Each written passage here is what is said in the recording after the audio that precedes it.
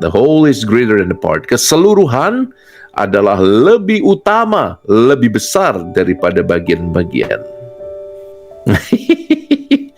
Dan paus ini ditulis oleh Mbak Susan. The whole is greater than the part within the tension between globalization and localization, but neither pole must be eliminated. Nah, ini menarik ini. Rupa-rupanya seruan bahwa the whole is greater than the part, bahwa keseluruhan adalah lebih besar, lebih utama daripada bagian-bagian, kita bisa melihat tensi antara yang global dan yang lokal. Walaupun yang global dan yang lokal itu berseteru kadang-kadang, tapi dua-duanya harus tetap ada. Mana yang lebih besar? Yang lebih besar adalah pandangan universalitas, pandangan kesatuan tubuh Kristus dalam satu gereja. Jadi, teman-teman, kita sering berpikir bahwa gereja Katolik itu adatnya itu ya satu budaya ya. Budaya ritus Latin, ritus Roma. Tapi ketika Anda melihat ke belahan dunia yang lain, ada begitu banyak ritus liturgi yang berbeda-beda. Ada begitu banyak bahasa yang berbeda-beda. Kalau dulu kesatuan tubuh itu digambarkan dengan satu bahasa dan satu rumpun liturgi yang sama untuk semua. Bahasanya bahasa Latin sebelum tahun 65, rumpun liturginya juga hanya satu, liturgi Romawi. Kalau sekarang kita bisa melihat ada begitu banyak cara untuk mengekspresikan diri dalam liturgi. Tentu diatur oleh masing-masing konferensi wali gereja, oleh konferensi para uskup. Dan ketentuan itu mengikat. Jadi di sini loh letak indahnya antara lokalitas dengan yang universal. Bagi yang lokal tetap diberi ekspresi, tapi sekaligus yang lokal itu harus menampilkan unsur universal. Kenapa Romo langsung menuding liturgi? Karena gini teman-teman, mari kita lihat ya, sejak pembaharuan liturgi tahun 1965 dilakukan, pasca Konsili Vatikan kedua, di mana bahasa-bahasa yang berbeda itu diizinkan, dibolehkan menggantikan bahasa Latin yang waktu itu bahasa seragam, bahasa uniformitas. Sejak bahasa-bahasa berbeda, lalu orang mulai bereksperimen dengan ragam ekspresi yang unik-unik bin aneh-aneh. Gak salah sih, tapi kadang-kadang kebablasan ya. Kita jadi gagal melihat sakralitas ekaristi, kita jadi terbawa dalam banyak hal yang sifatnya kulit, tidak begitu mendalam. Ada begitu banyak video pelanggaran liturgi hanya semata-mata karena ingin menampilkan unsur manusiawi. Padahal yang kita rayakan adalah kurban Kristus.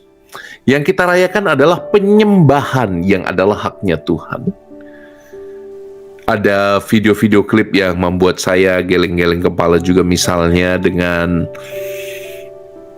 ekaristi di mana badut-badut itu naik ke atas altar, kemudian juga ada sulap di depan bukan saat homili. Kalau homili mungkin masih oke-oke aja ya, tapi seolah-olah mempermainkan doa syukur agung dan lain-lain.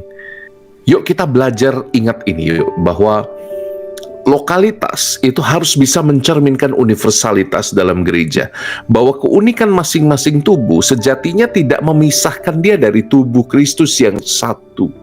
Dan ini yang kita lambangkan dalam liturgi gereja yang satu.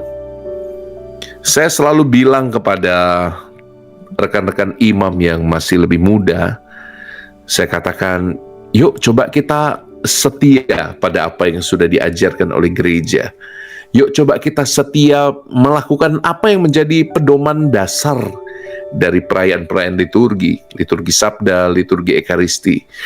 Selama itu namanya liturgi, cobalah untuk konsisten pada paralelnya. Karena apa? Karena walaupun dirayakan dalam bahasa yang berbeda-beda, kita bahasa Indonesia, di Amerika bahasa Inggris, di Polandia bahasa Polandia, kita tetap harus bisa menampilkan satu bentuk universalitas tubuh Kristus. Dan itu fungsi liturgi, menyatukan semua yang berbeda sehingga tampillah kesatuan tubuh Kristus yang sama. Maka kalau bisa pergi ke Aceh dan misa di sana, semoga juga di Jawa, di Kalimantan, di Papua, di mana-mana bentuk misanya sama, sesuai dengan aturan.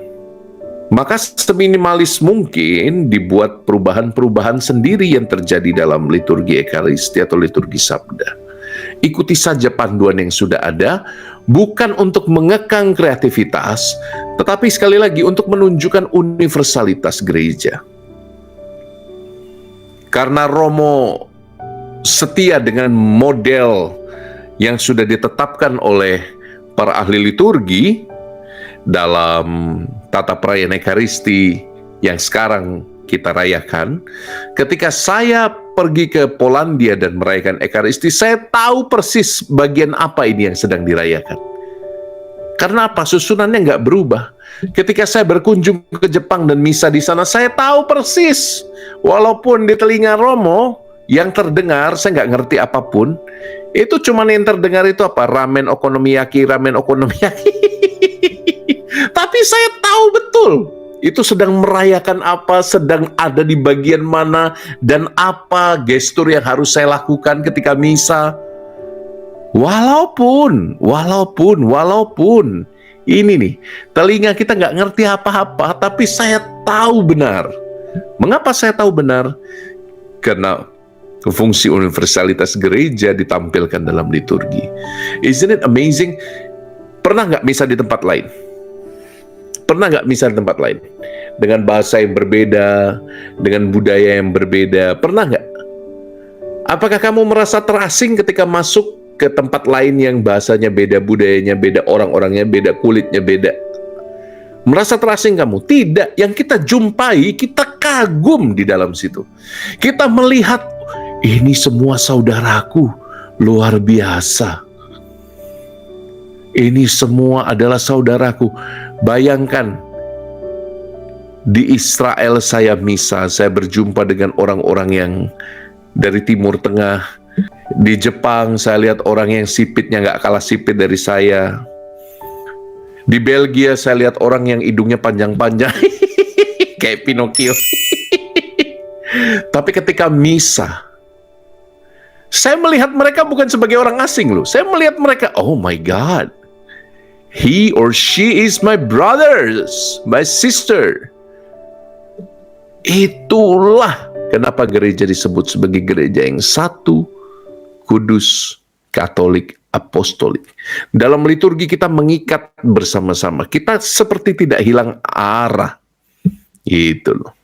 Mantap ya. Kita nggak ngerti sama sekali. Tapi apakah engkau terasing? Tidak. Engkau melihat wajah saudara-saudari seiman. Dan itu indah sekali. Betul? Coba tulis, di mana Anda pernah misa sebagai orang asing? Apa pengalamanmu? Tulis, ketik.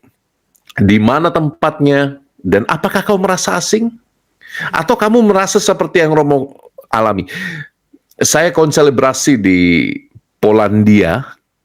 Emangnya saya ngerti bahasa Polandia? Saya baru mengetahui bahwa bahasa Polandia kalau digunakan dalam misa, itu seperti bahasanya nyamuk Aedes aegypti.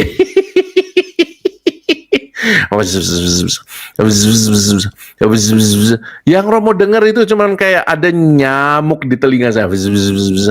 Saya mau ngomong juga nggak bisa, tapi saya ngikuti dalam tata perayaan Ekaristi bahasa Indonesia. Saya tahu bagiannya, saya tahu kapan Romo itu ngangkat hosti dan apa yang harus diucapkan. Kita itu gereja yang universal, and you have to be proud of it. Okay? Untuk yang denominasi Protestan, Anda dapat karunia sendiri, saya yakin. Tapi kalau engkau mau pindah server ke gereja yang satu, kudus, katolik, dan apostolik, datanglah, datanglah. Universalitas gereja. Dan ini yang tidak akan kamu temukan dalam gereja denominasi Protestan. Sorry to say, saya mencintaimu sahabat-sahabatku, saudara-saudariku yang Protestan. Tapi indahnya satu tubuh Kristus adalah ketika kita melihat bahwa Yesus dan doanya Sin Unum digambarkan dalam kesatuan antara gereja universal dengan gereja partikular.